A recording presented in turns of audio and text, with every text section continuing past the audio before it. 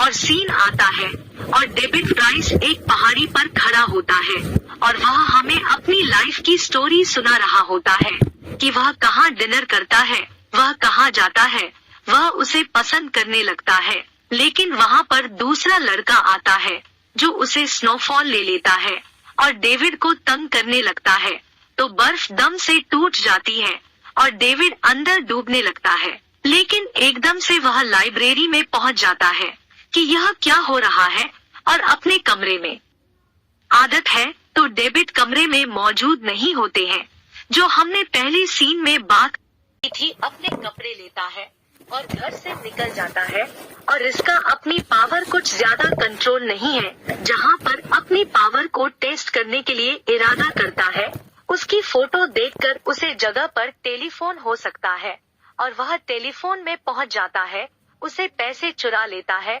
अब तक डेविड इसी तरह जिंदगी पसंद कर रहा होता है, इंटरेस्ट अपनी तरफ देती है, 23 सालों से कर रहा है, घूम रहा होता है और बहुत सी जगह हम देखते हैं अमेज़न के, क्योंकि उसका मानना है कि पावर का इतिहास सिर्फ कोर्ट के पास है, इंसान के पास नहीं। रोलैंड को डेविड का पता मिलता है और वह उसे पकड़ने के लिए उसके घर आता है, लेकिन डेविड वहां से अपनी जान बचाकर भाग जाता है कि मैं आजकल बैंक में काम कर रहा हूँ। बताती है कि मेरी बचपन में करते हैं, जिसको रोलैंड कोश ऐड कर रहा होता है और दूसरे को अपने घर ले आता है और उसके घर आ जाता है और वह पुलिस इन्वेस्टिगेशन ऑफिसर होती है, उसको यहाँ से रिलीज कर देती है। डेविड का पासपोर्ट पुलिस स्टेशन में होता है लेकिन अब तक है और उसके मुतालिक उसकी माँ की कुछ इन्फॉर्मेशन लेने की कोशिश करता है और उसके बाद रोलैंड उसके फादर को मार देता है।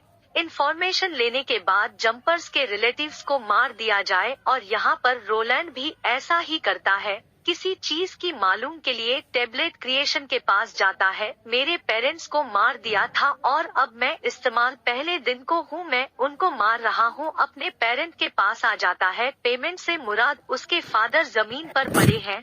अस्पताल में आ जाता है कि चलो हम दोनों टीम आप कर लेते हैं, करेंगे तो रोलैंड को आसानी से मार सकते हैं, क्योंकि रोलैंड मेरे बारे में काफी इंफॉर्मेशन अगर ठीक कर रहा है और उसको भी मार सकता है, जैसे कि मेरे फादर को मारा है। चीन चला जाता है, डेविड भी उसके पीछे चीन चला जाता है, जो मूवी में बहुत अच्छे तरीके से दिखाया गया है और दोनों हो जाते हैं।